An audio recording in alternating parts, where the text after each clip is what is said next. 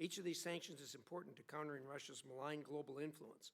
However, they do not form a cohesive U.S. strategy. He has meddled in American and European elections, sowing political chaos. He has propped up the murderous regime of Syrian President al-Assad.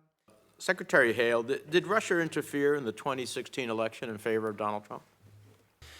Yes, the intelligence community assessed that Russian President Vladimir Putin ordered an influence campaign in 2016 aimed at our presidential election. Was the Kremlin's interference in our 2016 election a hoax? No.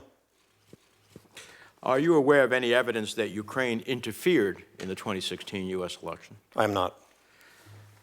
You know, I appreciate Dr. Fiona Hill's testimony before the House, the former National Security Council Director for Europe and Russia, who said that that theory is a fictional narrative that is being perpetrated and propagated by the Russian security services themselves.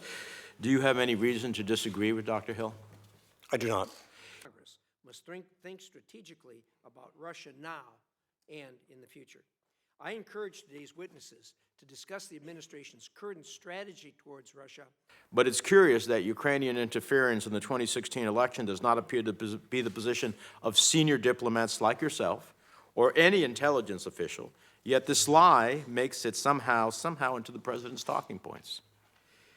Is our national security made stronger or weaker when members of the administration or members of Congress insist on repeating debunked Russian lies?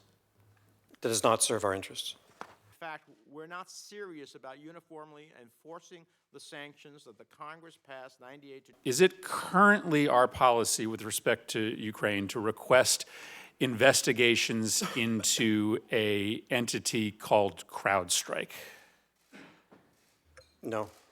Is it currently our policy towards Ukraine to request investigations into the connection between the former vice president's family and a company called Burisma?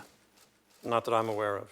Is Rudy Giuliani involved today in any diplomatic conversations with Ukraine? Not that I'm aware of, sir. Okay. Being able to offer more financing alternatives to our partners in the civil nuclear business would be very helpful. Incredible. Here you have a country that was dominated by Russia, chose to take a different direction to encourage economic and political freedom, joining with us in the EU, and we needed to stand by them.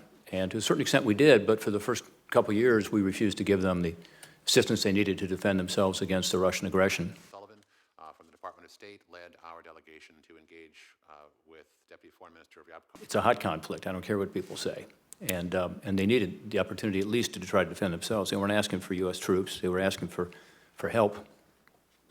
In 2017, 18, 19, the Trump administration did that. And I think that should be noted. In Geneva for the second of these engagements, and we committed to doing another one